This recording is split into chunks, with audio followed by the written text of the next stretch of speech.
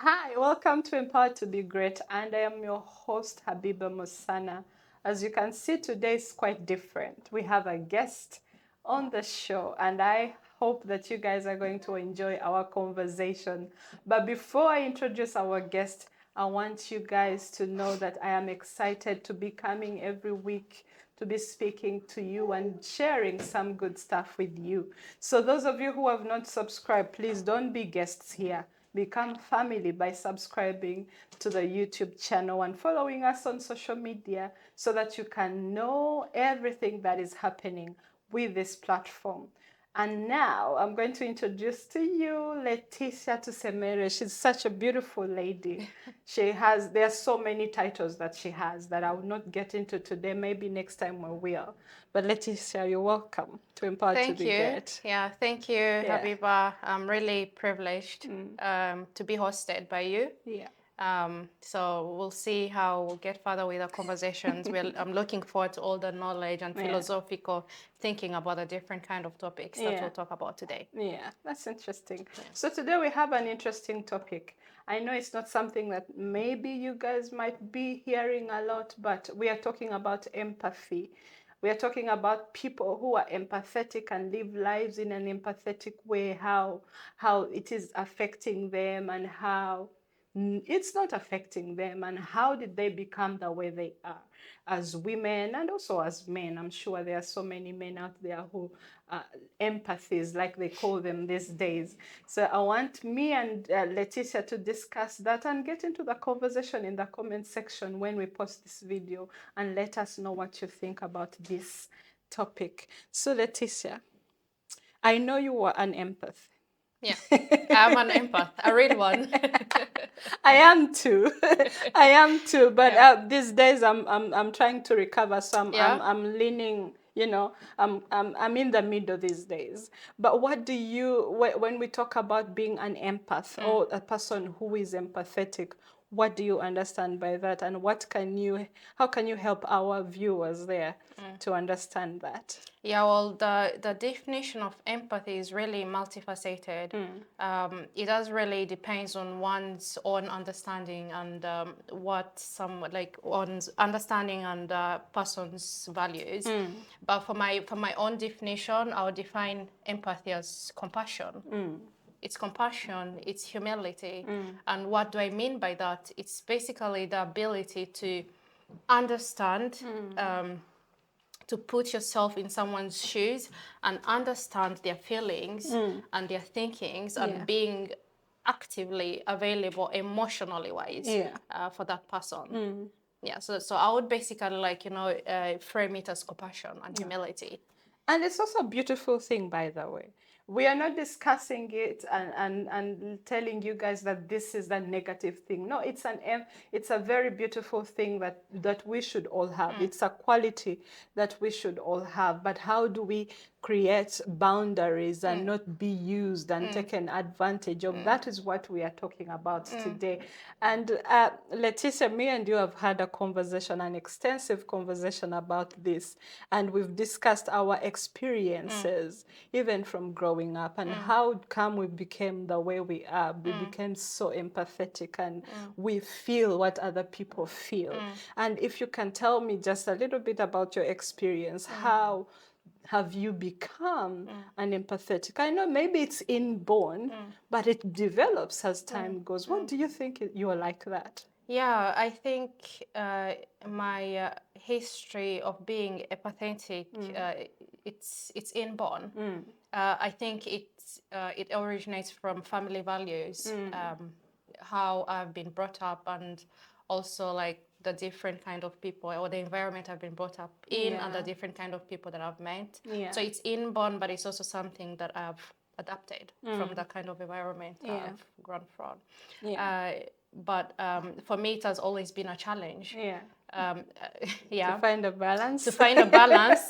Sometimes I'm really an empath to the point that I have a hard time to draw boundary. Yeah. And that is something that I've started to learn meeting other people and Yeah. also like Yeah. trying to delve in deeper into different knowledge and like, you know, researching Yeah. and stuff. But culturally wise, I've grown up like knowing that, you know, you have to be kind, you have to understand someone, you have to feel for someone, Yeah. you have to be there for them. But then Yeah. there's never really been that space of like, okay, I also have my own values and principles. So how can I like kind of create a demarcation line so I don't have to like, you know, just go in Yeah. completely, Yeah. but I rather also have to like try to align with my values. That's So true. that it has always been a challenge finding a balance Yeah.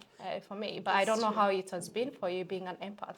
For me, I think in the beginning, when I was younger, it is something that you were taught. Of course, it's inborn, but it is encouraged in the community that we come from in Africa, that you're supposed to care, you're supposed to be kind, you're supposed to take care of not just yourself, but the people around you, even those that you don't know. And I grew up thinking like that. And like you have had so much difficulty balancing it. And now I became a pastor in church. And it has even become harder for me. Why? Because being a leader in church, that's what you're supposed to do. You're supposed to love people. You're supposed to give until you have nothing to give. And I, at some point in my life, I found that I was getting so exhausted because I was giving and giving and giving, and I was giving room to people that sometimes didn't even deserve it. I was finding it so difficult to create boundaries like you. Boundaries when it comes to my home, boundaries when it comes to my business, boundaries when it comes to my family, my finances, you know, it has been really a challenge. But I also understand that it is a gift that we have. Yeah. And when we get knowledge and wisdom and we ask God to give us wisdom to be able to discern, how are we, for example, with different people? How am I, if somebody comes and they want help from me, I have to be able to discern that that's something that I'm supposed to do, or God wants me to do, or it is not, which is difficult, of course. Difficult, yeah. Yeah, so that is how I'm navigating it. But it's not easy. It's not Sometimes easy. people use you and you cry about it, Yeah. but you get And you over feel it. drained. Exactly, yeah. I think for me, it has been very draining Yeah. to give, to be a giver. And to the point that, you know, I've had like a moment where you just feel that you're so depressed because you can't give the whole world. Exactly. I've always been this kind of a person. I want to give in. I want to like, you know, be there. I want to be available. I want to give. Yeah. I want to turn up for someone. I want to understand. I want to solve issues for other people. Yeah. And usually the negative side effect of it is that it hasn't given me time to focus on myself. Yeah. But with time, I've started to learn like, you know, self-understanding and like self-investment is really important. Yeah. If you don't know your own if you don't invest in yourself to understand the self, who you are, what your purpose is, what your values are, then you can't give. No, you have to start by understanding yourself. Yeah. You have to like, you know, understand what you want, what your values are, and as soon as you understand that, you'll be able to give and also draw a boundary. So it's like you can never draw a boundary if you don't know your values you or can't. like, you know, understand yourself and your principles. And you can't even give from an empty cup, like Exactly, they say. yeah. It's like you can't keep on giving. Then what are you going to give if everything you give is done? You know. Yeah. So we have to continuously pour into ourselves, or surround ourselves with people who are now givers to us, who pour into us, who appreciate us, who validate us. Because if we are the people that are always validating the other people, you're always showing up for somebody else, you're always giving love, finances, time, and all those things. Who is taking care of you? Exactly. But have you ever thought about the fact that it's always like, you know, empath people always attract non-givers? Yeah. But why is it that way? Have you ever like I've always sometimes I just like think I'm like why is it like givers and empathetic people always attract the opposite? Why isn't it that we attract the same people can give so that we're able to give and there is like the transaction of giving and take away. So why do we usually attract non-givers? I think it's the answer is in the question itself, because non-givers are attracted to people who are givers. Yeah. They don't go to those who are not givers. No, they will always find somebody that is so easy to. So I don't want to call it that we are easily manipulated, but sometimes we can be. They use their feelings. They use make up situations, So non-givers are attracted to those people who are givers because they cannot be in a place where they don't get. That's true. Yeah. And it is upon us to discern and see this is a taker. This is somebody who is not supposed to be. And that's something around that empathetic people have a hard time with. We And have we a again hard like time, on the boundary, like once you don't draw your boundaries, and you don't know your purpose and you don't know your values, which makes it hard for you to like draw a demarcation line. Exactly. Then you're able to attract any kind of people into your life as an empath. That's you end up attracting people who are non-empathetic or non-givers who want to just like manipulate you and use you for their own gain. Yeah, that's true. And it's funny because as women, it comes natural to be empathetic.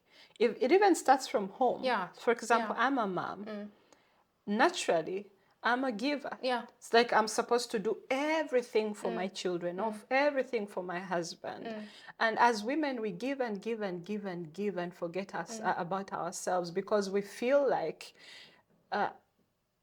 that's what we are supposed to do. We feel guilty when we enjoy something for ourselves. It's like when I go into the shopping mall to buy something and I buy something for just me, I feel bad. I'm like, wow, I didn't buy anything for my kids. But the thing is that it is okay. It does not take away from your kids if you do something for yourself. But because I am a woman, being an empath comes naturally and it affects me more in a negative way than in a positive way, because like you said, it attracts people that take, that don't pour into you.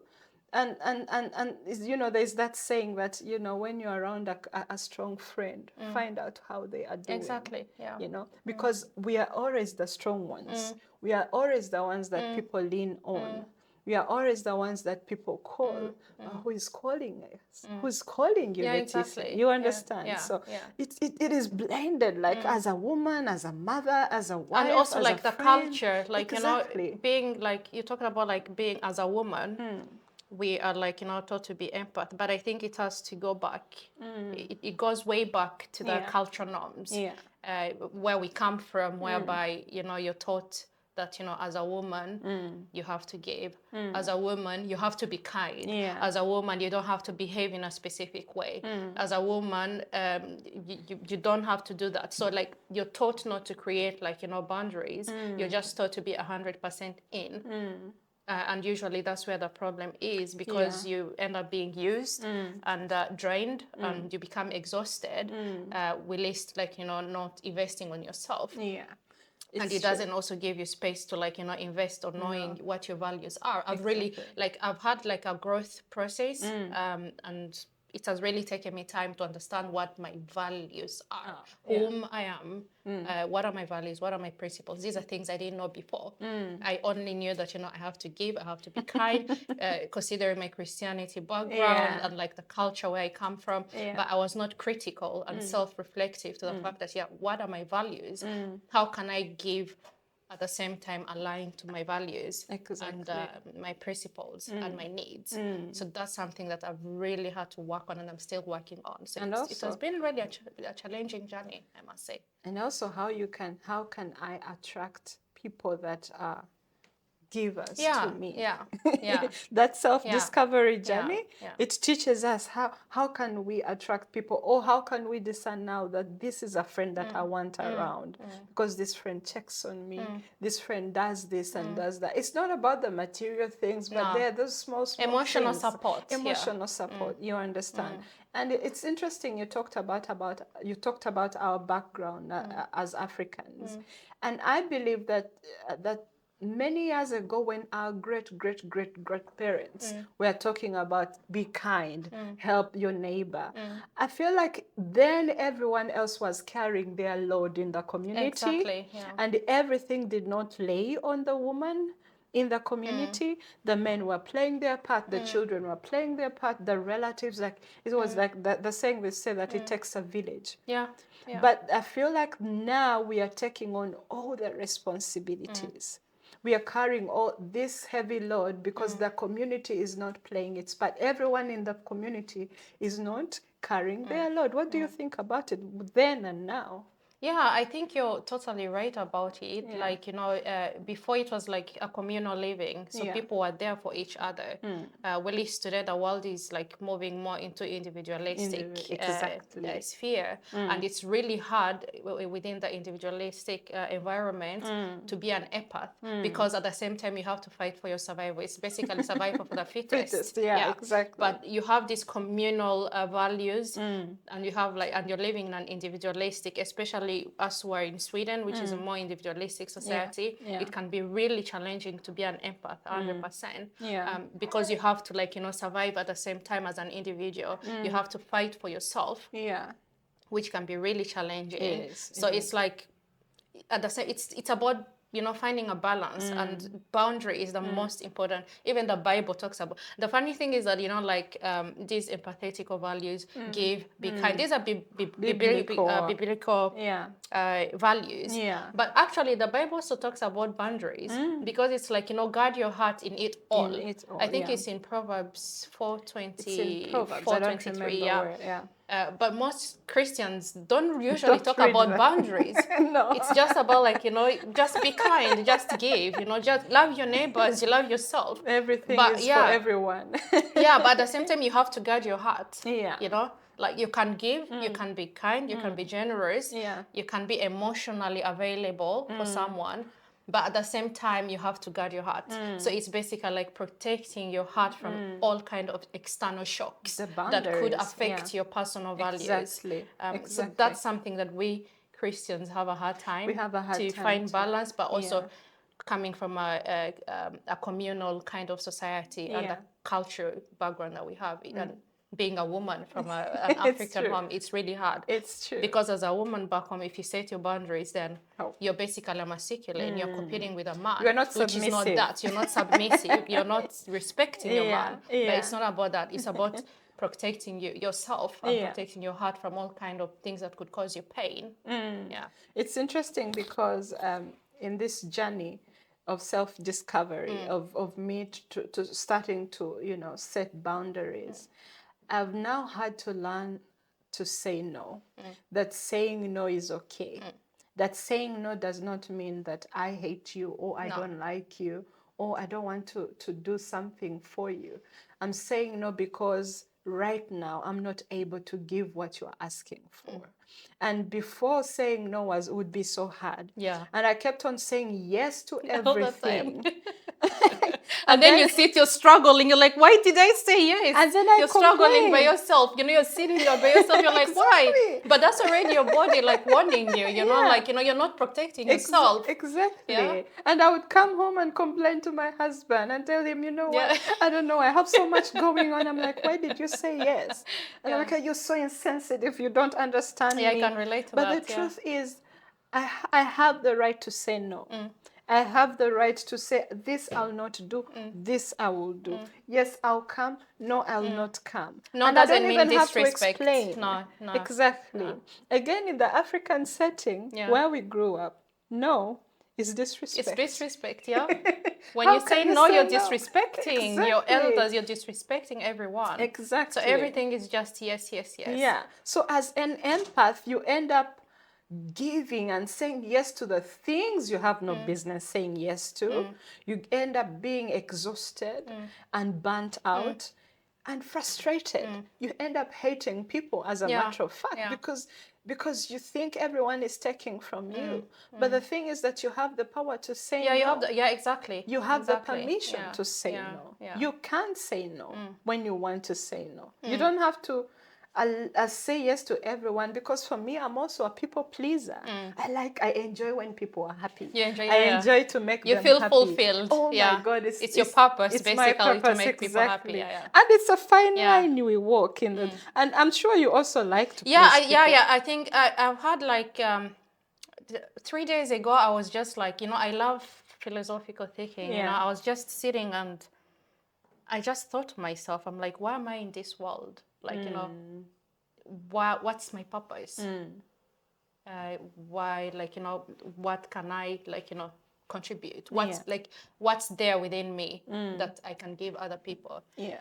And I thought it's service, because I feel really happy when I do things for people. Yeah, acts of service. I feel fulfilled, acts of service. I love doing things for people. It's a beautiful thing. But also I've reflected, why do I love to, like, do things? Why do I love to serve? So it's also like a self kind of reflection someone has to do. But for some people, it could be with the fact that they did not get enough love when they were children. Yeah. That's like, another perspective. Yeah. Another perspective is that you're just taught to be a server. That's like your that's like your how can I opdrag, like, that's like what God has gifted you. It's God gifted. Yeah, it's a gift for you. Yeah. And for some people, it's like, they have always felt excluded. So all that love, they give it out. So it's something that I've reflected. But I think with me, it's like a God gifted. It's like God gifted. You're supposed to serve. That's like, your mission. Yeah.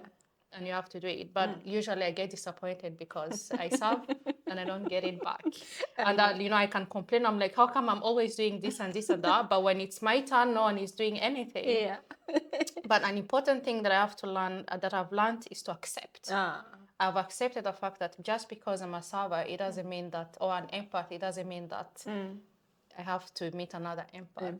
People are different. People have different personalities. I think in life, when you accept, certain circumstances and the fact that you're different from other people, you also evolve and you create emotional awareness for yourself. And also, like, more better well-being. So accept this as well. That's true. Because like you said, that there's something that came to my mind, that not expecting that the people are going to give back to you. I've had to learn that. Which is really hard. Yeah. But you feel so angry. Used. You feel used. Yeah. You feel used. It's like, I've done all these things and nobody does anything. Yeah. But then I've had to understand that, like you said, as a gift, it makes me happy. So when I give, I don't give to make you happy, to please you. I give to please God and to please me. You're fulfilling your mission and your purpose. That way, I train myself to not expect anything from you when I give. When I love you, I train my brain not to expect you to love me back. When you love me back, it is a bonus. But I'm going to do what I am supposed to do, what I love to do, what makes me happy, and that is serving you. That is loving you. That is giving you my time. If it's money, I give you that money. There's something that there's now what I use these days, that, for example, when somebody wants money from me and they want to borrow money, I only lend them money that I can afford to lose. You understand? That in any case, if they don't pay me back, I'm good. Yeah, because I can afford to lose that. It's the same thing with being an empath. You feel fulfilled. Exactly. Yes, I give you money. If you ask for 10,000, I say, you know what? I won't give you 10,000, but I have 1,000. So in case you cannot pay the 1,000, I'm good. My relationship is not going to go sour because you've not paid back. So it's the same thing when it comes to, lately I've been studying about reciprocity, being able to reciprocate what you get. And so many people are not like that. No. They take and take They take. A majority of people, actually. Yeah. Majority of people like that. Exactly. Yeah. And we have to learn to do that. Yeah. We have to learn to do things for people and appreciating them for what they've been to us, how they have loved us. We should not expect that it's it's the law. This person is supposed to take care of you. No, it's a privilege for somebody to take care Exactly. of you. Yeah. But most people have a hard time, like, understanding that it's a privilege. For some people, it's like they expect it. Exactly. Just because they know that okay, now Habiibah is the kindest person. Yeah. She's a giver. So like they expect it, and they don't really see, like, that process or the energy that you've put in order to give. They don't see that. You just receive, and that's it. And they get mad that yeah. you didn't Yeah, give. you didn't give. Yeah, because they're used of you being a giver.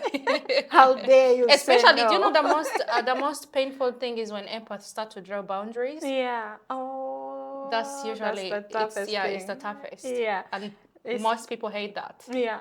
They say, oh, you changed. Yeah. Now you've become all that you don't know us, you Yeah. know? So it is very, very interesting because, again, evolving. These days I'm learning that when I'm evolving, it is okay not to take everyone with me. Yeah. There are different seasons in life Yeah. that I'm setting boundaries. If you're meant to be in my circle, you're going to evolve with me and set boundaries with me. And you're going to understand this is good for her. So I'm going to support her. But if you're not, if it rubs you the wrong way, then it's okay. It's okay, yeah. And that's the good thing with boundary as well, as yeah. you just stated. Yeah. The most positive thing with boundary is that you get to attract the right people in your circle. It's true. Because when you put a boundary, it's like drawing a demarcation line. Yeah. The people that manage to cross over, those are the right people because they align. You know, when you draw a boundary, you outgo from your own personal values. Yeah. Whether it's like Christian values, cultural values, whatever it is. Yeah. So you draw your boundaries aligning to that. And people that manage to cross over that demarcation line, those are the people that align with your values. But once you don't draw a boundary, you get to you invite in all kinds of people into your life, and it becomes exhausting. It's true. And also mentally challenging because you're attracting any kind of people. Yeah. So like boundaries are most. It's really a very important theme. I think it's true. Yeah. And the thing is that I've realized that the people that deserve to be around me, that deserve my space to be a part of my life, they are people who are willing to be consistent, who are willing to earn my space. Because those are your values. Exactly. Those are the boundaries. Yeah, like, exactly, if you can earn my trust and my love, and you earn my space, and you're consistent, then come and let's have merry. But then I can love you from afar. No. And it's okay. I can bless you and serve you from afar. Yeah. But I owe you love, but I don't owe you my space. No. I am required, like the Bible says, that love your neighbor as you love yourself. I am required to love you. But then the Bible doesn't say that love anyone. No. It not says anyone. you love your neighbors, you love yourself. But also they're like, biblical verses that talks about boundaries. Like, guard your heart above all and all those kind of stuff. Yeah. Which people have a hard time, balancing and understanding. Yeah, it's true. Yeah. I can treat you with respect, but I don't have to bring you into my life. No. I can love you from afar. And it's okay. There's no confusion. There's no, animosity. I'm like setting my boundaries. I've really had a hard time with that, understanding that. Yeah. Really? Yeah, like it has taken me a toil to reach on the level where I'm like, it's okay to say no. At the same time, be an empath. Like trying to find a balance. I've always been the kind of a person who feels guilty, if I don't do something for someone, even if I say no, there are situations where I've said no, and then I go and stay for 30 minutes. I'm like, oh my God, why did I say no? Let me just do it. Let me just do it. And when I say that, my body is already exhausted because I'm trying to challenge my body to go outside of their capability level and outside of the boundary. And it becomes exhaustive if I don't get that back or expect anything back. So I've really had to work on myself on that. That's good. I'm not yet there, but I'm in the I'm in the process trying to find a balance between drawing a boundary and becoming an empath. That's true. There is also another challenge that we have. It's uh, there are people that have a hard time taking a no. Yeah. Yeah. Entitled people. Yeah, entitled people. Yeah, they're Self-centered entitled. people. I know. Yeah, when you say no, that just like how you're saying, when you say no to them, it's like you've changed and you're not valuable to me anymore. So if Yeah. we were friends, that's done just because you said no and you're trying to draw your boundary. And do you know how I now, again, I'm not yet there 100%, but it's a journey that I am walking. Do you know how I deal with that? Self-validation. Because before, the validation was expected from them. Now I self-validate. So if I say no to you and you take it the hard way, and I know it comes from a good place, my no comes from a good place, I validate myself. Like, I thank God I was able to say no. I celebrate my no's. You feel like, it kind of increases your self-esteem. Exactly. Yeah. I celebrate myself when I'm able to say no, because I know how hard it has been. Yeah, it's a whole process. Yeah. Yeah, I say you are a good person. You are able to set boundaries. You are now working on yourself, and you are able to put that in action. What you read, what you pray about, now it's in action. So I validate myself and say, I am proud of you, Habiibah. Keep on doing that, especially because it comes from a good place. When you feel guilty sometimes, it's like, the people can manipulate you into loving them and serving them. Now I That's can true. see. I And you get smell to attract all this manipulation kind a of mile away. psychopath Exactly. and narcissistic kind of. Exactly. They love that. Yeah. Yeah. They play their mind love games. empaths. Yeah. Yeah, they love empath. Yeah. I know. They They use all play- kind of black psychology. They play the Yeah, mind games yeah. because they think that an empath can be easily used. But Exactly. the thing is this, we are not weak. No, empathetic people are not weak. Actually, just being an empath is a whole strength, Exactly. Trying to be an empath, and also at the same time, you're trying to find a balance between empathetic and creating boundaries. So it's a whole process. But if we try to summarize it all, I know today we have talked about creating boundaries, like trying to find a balance between being empathetical and creating a boundary and saying no. I'm thinking from a more Christian value, considering the fact that we all are outgrown from our Christianic values. What advice would you like? What are your best 4 tips to someone that is trying hard to find a balance as a Christian? To find a balance between being an empath and creating boundaries. So what are like your 4 tips that you would give? The number one tip is pray about everything. Try to pray for discernment, because God always tells you, this is the right person to give, this is not the right person. The second thing is validate yourself. Validate yourself. The third thing is that take time to work on yourself and love yourself and get deeper into who you are, the things, your flaws and your good qualities and all those things, because the more you know who you are, the stronger you become, the more confident you become, the easier it becomes to deal with people like that. And number 4 is give yourself grace. Grace is very important. Give yourself grace. It's so important. It's give yourself grace. And these things that we're sharing with you guys, these are things that we've gone through. Me and Leticia are going to continue several having conversations. Exactly. We are going to continue having these conversations so that we can all learn from each other. And if you're there and you're an empath and you've been through things like this, please write to us, write in the comments and tell us your story. We want to know. Leticia, thank but the you most so important much. thing is self-love. Love yourself and know what you want and what your values are, and then everything will be easy to draw boundaries and whatever it is. It's okay to give, but also it's okay to draw back when you feel you can't give anymore. Exactly, You can say no. We give you permission if you don't give it to yourself. So we love you guys. We thank you for this time. And thank you so much for hosting me. Thank you, Leticia. We love you. Have a good one. Bye. Bye-bye.